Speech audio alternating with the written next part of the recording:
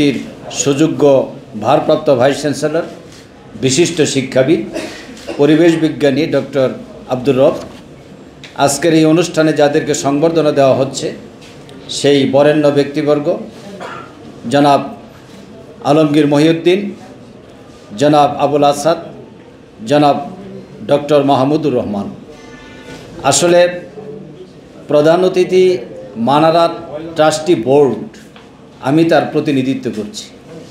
এইসব গুণীদের সামনে আমার পক্ষে প্রধান অতিথির বক্তব্য দেওয়া সম্পূর্ণ বেমানান, কিন্তু মানারা ট্রাস্টি বোর্ড এই দায়িত্ব যেহেতু দিয়েছে, আমি সেই জন্যই দুটো কথা বলার সাহস দেখিয়েছি। তিনজন সম্পাদককে আমরা আজকে এখানে সম্বর্ধনা দিচ্ছি। তিনজনের তিনটি বৈশিষ্ট্য আমাদের মাঝে দৃশ্যমান এবং এটা আমাদের চোখের দেখা, এটা ইতিহাস থেকে শিক্ষা নয়, বরং আমরা যা দেখেছি সেটাই আমি তিনটি বাক্যে উপস্থাপন করব। জনাব আলমগীর মহিউদ্দিন আপাদমস্তক একজন সাংবাদিক। তিনি তার সূচনা করেছেন সাংবাদিকতার মাধ্যমে এবং এই ফ্যাসিবাদী শাসনের সময় তিনি অটল ছিলেন, অবিচল ছিলেন তার লেখনীর মাধ্যমে।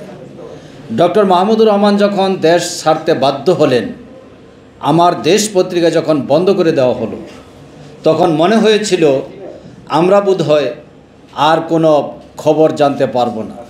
এই সময় নয়া দিগন্তের সম্পাদক আলমগীর মহিউদ্দিন সাহেব তার সুনিপুণ লেখনীর মাধ্যমে যে খেদমত করেছেন, নিঃসন্দেহে জাতি তা শ্রদ্ধার সাথে স্মরণ করবে। আবুল আসাদ সাহেব কিছুক্ষণ আগেই তার জীবনের একটি খণ্ডচিত্র দেখানো হলো, আপনারা দেখেছেন। অবশ্যই আমি যেমন লক্ষ্য করেছি, আপনারা লক্ষ্য করেছেন। ওনাকে যখন নিয়ে যাওয়া হচ্ছে তার অফিস থেকে, তার হাত ধরে টানাটানি করা হচ্ছিল, তিনি কিন্তু কলমটা হাতে ধরে রেখেছেন, কলমটা কিন্তু ছাড়েন নাই। তিনি একজন কলম সৈনিক, লেখনীর মাঝে ছিলেন। এ অবস্থায় 13ই ডিসেম্বর সম্ভবত আমার যতটুকু মনে পড়ে, আমি ডাক্তার শফিকুর রহমান সাহেবের সাথে বসেছিলাম। সংবাদ আসলো যে বয়োবৃদ্ধ প্রবীণ সাংবাদিককে, সম্পাদক আবুল আসাদ সাহেবকে নিয়ে যাওয়া হচ্ছে। আমাদের কিছুই করার ছিল না, শুধুমাত্র একটা বিবৃতি ড্রাফট করে প্রেসে পাঠানো ব্যতীত আমরা কিছুই করতে পারি। কিন্তু আবুল আসাদ সাহেব তিনি প্রমাণ করেছেন যে ফেসিবাদ আমাকে গ্রেপ্তার করতে পারলেও আমার কলম ছিনিয়ে নিতে পারবে না, পারেনি। ডক্টর মাহমুদুর রহমান সাহেব, আমার খুব মনে পড়ছে কবি আল মাহমুদের কথা।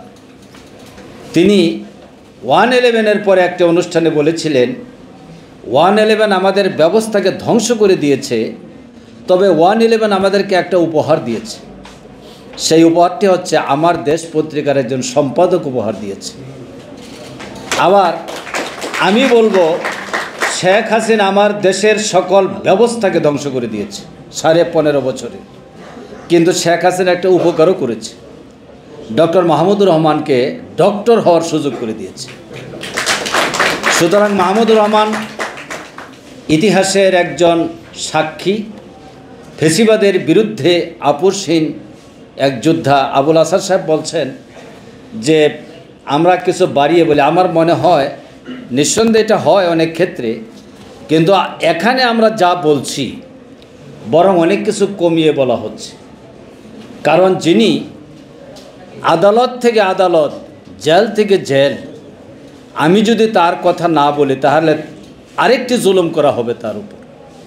বাংলাদেশে সম্পাদনা সাংবাদিকতা করতে গিয়ে, সম্পাদকের দায়িত্ব পালন করতে গিয়ে একজন সম্পাদককে আমরা ঘুম থেকে উঠেই দেখি আজকে মাহমুদুর রহমান সাহেব অমুক জায়গায়, কালকে অমুক কারাগার, তারপরে দিন দেখা গেছে আরেক কারাগার।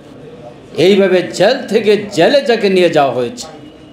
এবং সবচেয়ে বড় কথা হলো, তিনি আদালতে হাজিরা দিতে গেলেন, তার উপর হামলা করা হলো।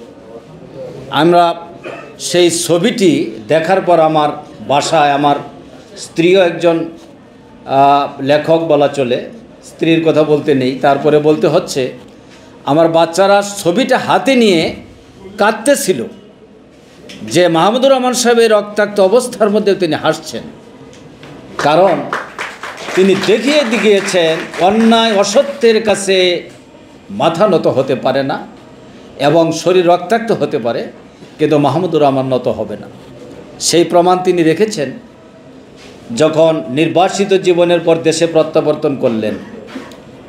তিনি তো কারাগারে গিয়েছিলেন, তিনি মাথা নত করেন। আমরা একজন উপদেষ্টার ব্রিফিং দেখেছিলাম ওই সময়। এই ব্রিফিংয়ে গোটা জাতির কাছে পরিষ্কার হয়ে গিয়েছিল মাহমুদুর রহমান সাহেব কারাগারে না যেতেও পারতেন, কিন্তু তিনি এই স্বৈর শাসকের সিস্টেমকে নয়, আদালতের প্রতি শ্রদ্ধা দেখানোর জন্য সেখানে গিয়েছিলেন। তিনি না গেলেও পারতেন। এই যে মাহমুদুর রহমান, সেই মাহমুদুর রহমান সাহেবকে আজকে এই মানারাত ইন্টারন্যাশনাল ইউনিভার্সিটি সম্বর্ধনা দিতে পেরে সত্যি আমরা আনন্দিত এবং গর্বিত। আমি বোর্ড অফ ট্রাস্টিদের পক্ষ থেকে ওনার প্রতি আন্তরিক কৃতজ্ঞতা এবং ধন্যবাদ জানাই। তার সুস্বাস্থ্য কামনা করি। আমার দেশ পত্রিকা 22শে ডিসেম্বর থেকে তার পুনর্যাত্রা শুরু করেছে। আজকে হলো 2 তারিখ।